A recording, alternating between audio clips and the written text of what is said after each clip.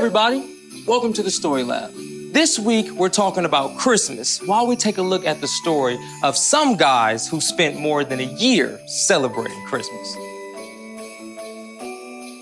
We can just leave the tree up all year, right?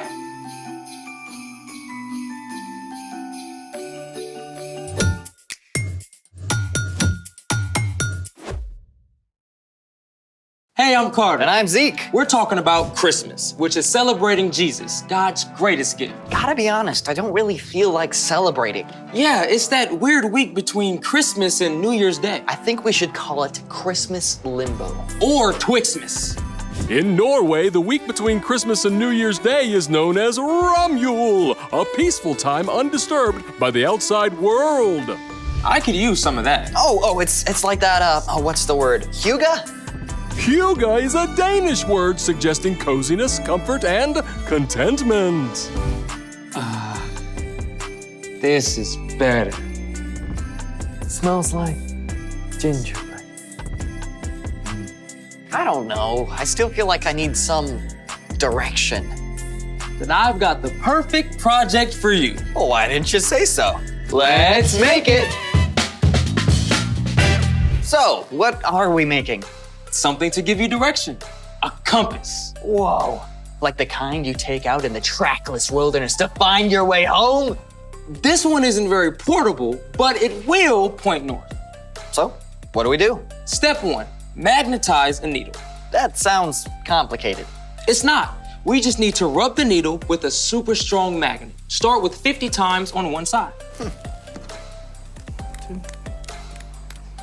7, 8, 9, 50. Huh. Are we done? Nope. Now we need to magnetize the other end of the needle. So, flip the needle around, and then flip the magnet over to the other side and do it again. Done. There you go. Step 2, cut a cork so it's 1 or 2 centimeters thick. You'll want a grown-up to help.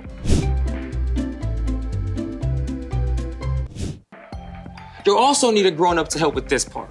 Push the needle right through the center of the cork. A pair of pliers will help.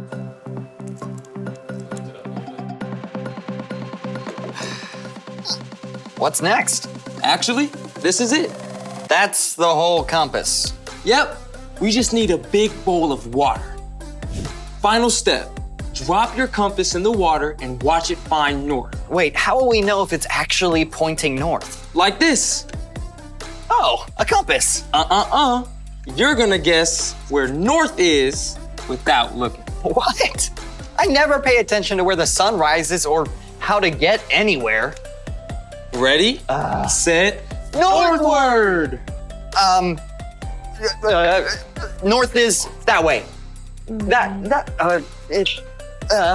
Okay. Due to the centrifugal force of the velocity of the light refracting on the walls, it's that way. Nope, it's that way. Huh. That's crazy. How does it know where to point?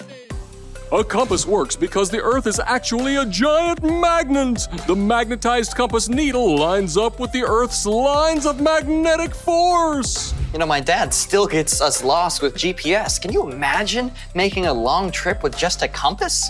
Speaking of long trips, it's time for The story before the story. Today, we're in the first book of the New Testament, Matthew.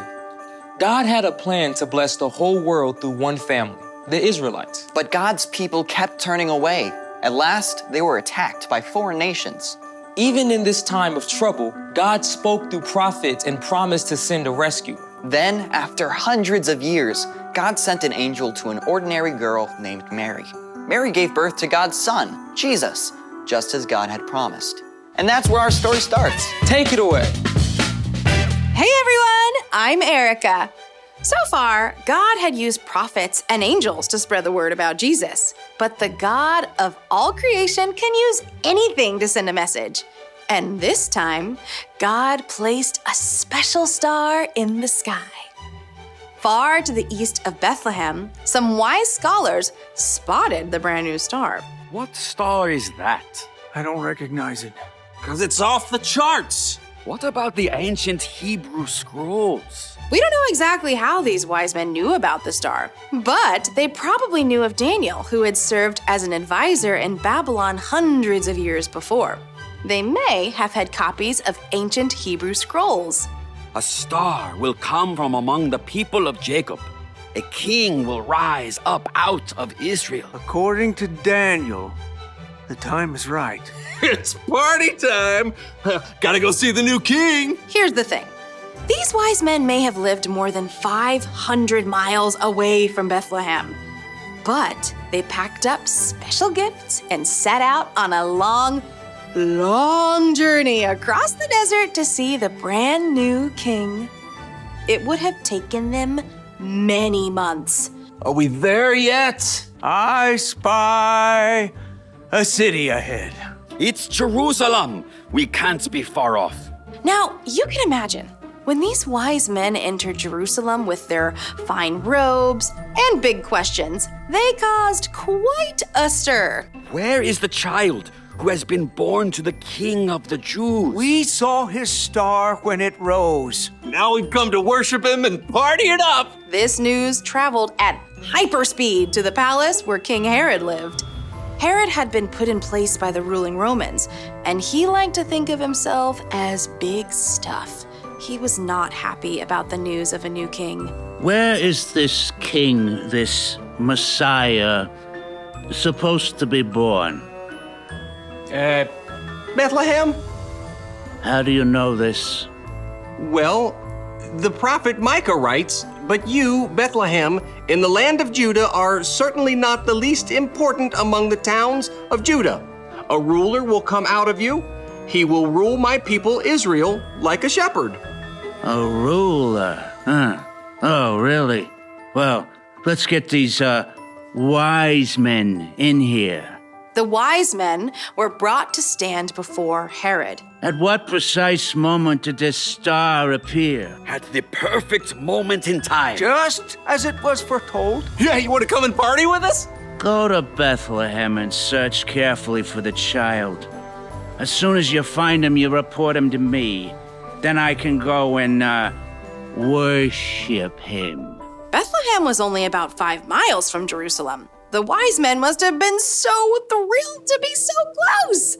They were filled with joy when they saw the star again. There it is! This must be the place. Party time! The wise men probably didn't expect to find a king in an ordinary small town, but they were overjoyed to see Jesus, who was now a toddler. They bowed low to worship him. Please accept these gifts. I've brought gold. My gift is frankincense. I've brought myrrh. Don't try to spell it. These are gifts for a king. Exactly. These wise, important scholars didn't hesitate to give their worship and the best that they had to celebrate Jesus. That night, God warned them in a dream not to return to Herod. Whew! So, they went home by a different road. The end.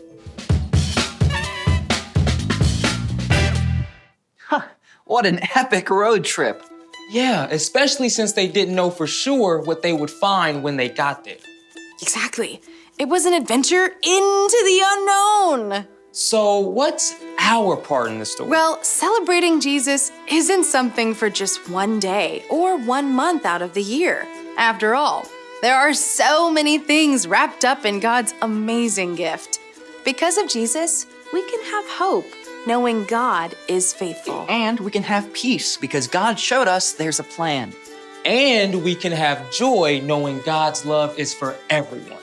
When you choose to remember God's gift and stay connected to Jesus all year long, you begin to live out these things in your life. It becomes easier to show love to God and to others.